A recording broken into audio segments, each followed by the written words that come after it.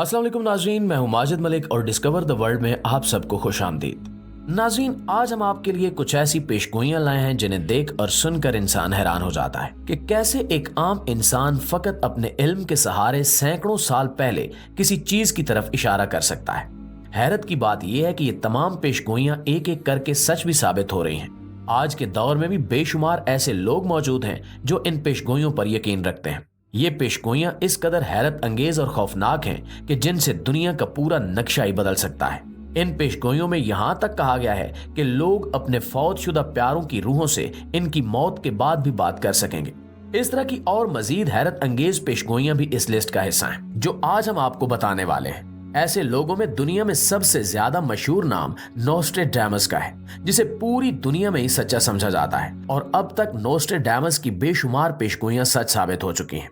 इसी तरह से इन पेशगोइयों में बाबा वांगा का नाम भी आता है, जिसकी पेशगोइयां भी एक एक करके दुरुस्त साबित हो रही हैं।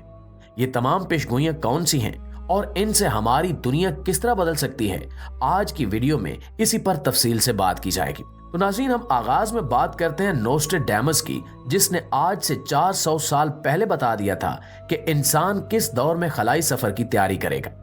जी हाँ नाज़रीन, ये यूरोप का मशहूर काहिन था जिसने 16वीं सदी ईस्वी में, यानी आज से 400 साल से भी ज्यादा अरसा पहले दुनिया को ये बता दिया था कि सन 2000 के बाद इंसान खला में दूसरे सियारों पे जाएगा।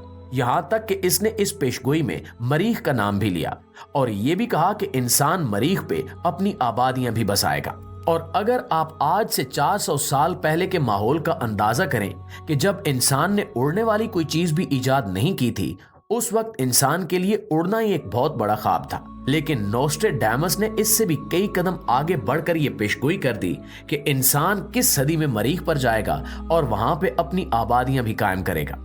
आज अगर हम अपनी टेक्नोलॉजी की तरफ देखें तो हमें मालूम होगा कि इंसान इस वक्त वाकई मरीख पे जाने की तैयारियों में मगन है और वहां पर अब तक न जाने कितनी खलाई गाड़ियां भेज चुका है जो दिन रात वहां पर तहकीक में मसरूफ हैं।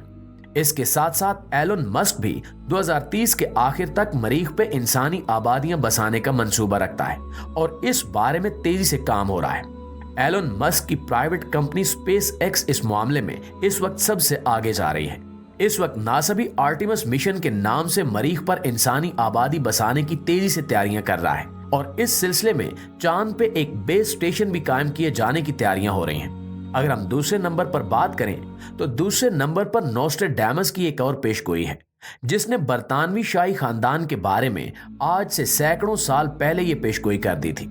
नोस्ट्रेडामस की इस पेशगोई के मुताबिक 21वीं सदी में बादशाहत का असल जाननशीन मोहब्बत की खातिर बादशाहत से दस्तबरदार हो जाएगा और इसकी जगह पे मलका का दूसरा बेटा बादशाह का तख्त संभालेगा। हम जानते हैं कि ऐसा ही हुआ। हाल ही में मलका बरतानिया की वफात के बाद प्रिंस चार्ल्स को किंग बनाया गया है और अब वो किंग ऑफ बरतानिया के नाम से अपनी जिम्मेदारियां निभा रहे हैं। किंग चार्ल्स दरअसल बादशाहत के हकदार नहीं थे, बल्कि किंग चार्ल्स की एक और भाई प्रिंस हैरी ने बादशाह बनना था। नोस्ट्रेडामस की पेशगोई के मुताबिक प्रिंस हैरी ने मोहब्बत की खातिर बादशाहत छोड़कर अपनी मोहब्बत को अपनी जिंदगी में शामिल कर लिया, क्योंकि बरतानिया में शाही खानदान के रिवाज के मुताबिक बाहर की औरत की शादी शाही खानदान में नहीं हो सकती। लेकिन प्रिंस हैरी ने अपनी मोहब्बत पे बादशाहत को कुर्बान कर दिया।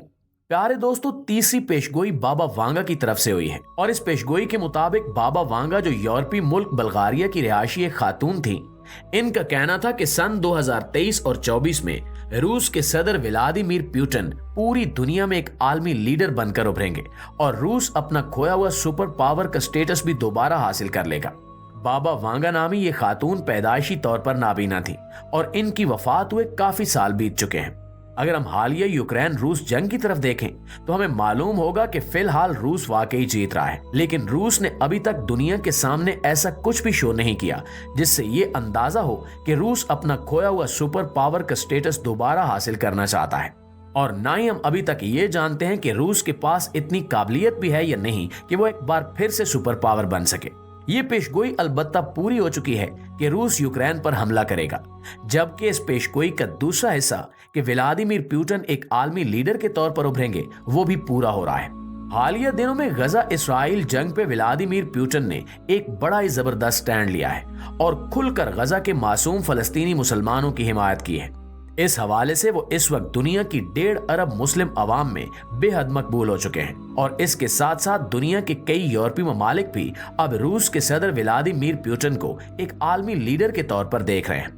रूस अपना खोया हुआ सुपर पावर स्टेटस कब और कैसे दोबारा हासिल करेगा, इस बारे में अभी कुछ भी कहा नहीं जा सकता, लेकिन हो सकता है कि 2024 इस हवाले से फैसला कुन साल साबित हो।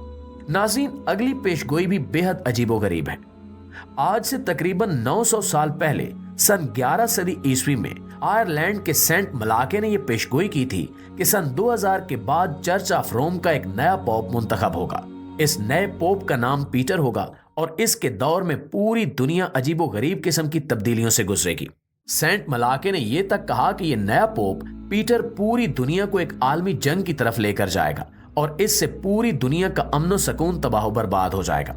सेंट मलाके के मुताबिक इस नए पोप के इकदामात की वजह से पूरी दुनिया तेजी से तबाही और बर्बादी का सफर तय करेगी। पेशगोइयों की तहकीक करने वाले माहिरीन के मुताबिक पिछले पोप की वफात के बाद मुंतखब होने वाले नए रोमन पोप, जिनका नाम पोप फ्रांसिस है, वही दरअसल इस पेशगोई पर पूरा उतरते हैं, क्योंकि इन्होंने ऐसे बेशुमार फैसले लिए हैं जिनकी वजह से ईसाई दुनिया में अच्छी खासी बेचैनी फैली हुई है। माहिरीन को यकीन है कि आने वाले दिनों में पोप फ्रांसिस की तरफ से कुछ ऐसा जरूर सुनने में आएगा जिसे पूरी दुनिया का सुकून मुतासिर होगा। नाज़रीन, हमारी आज की आखिरी पेशगोई सबसे ज्यादा अजीबोगरीब और दिल दहला देने वाली है। ये पेशगोई आज से सिर्फ 30 साल पहले की गई थी और इस पेशगोई को करने वाले माहिर साइंसदान का नाम रे था। इस साइंसदान के मुताबिक आने वाले 100 साल के अंदर अंदर इंसान इस हद तक तरक्की याफ्ता हो जाएगा कि वो टेक्नोलॉजी की मदद से वफात पा जाने वाले लोगों की रूहों से बात करने के काबिल हो जाएगा। इस बारे में सोचते ही जिस्म में एक सर्द लहर दौड़ जाती है कि आखिर साइंस कैसे रूहों पर काबू पा सकेगी। अगर हम इस पेशगोई की वजाहत में जाएं तो हमें इल्म होता है कि ये कैसे होगा।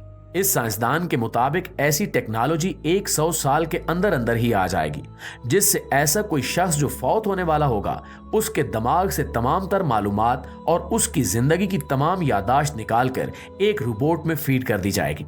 इसके बाद वर्चुअल रियलिटी की मदद से अगर मरहूम का कोई रिश्तेदार इससे मिलना चाहता होगा या इससे कुछ पूछना चाहता होगा तो वो बड़ी आसानी से इससे बातचीत कर सकेगा।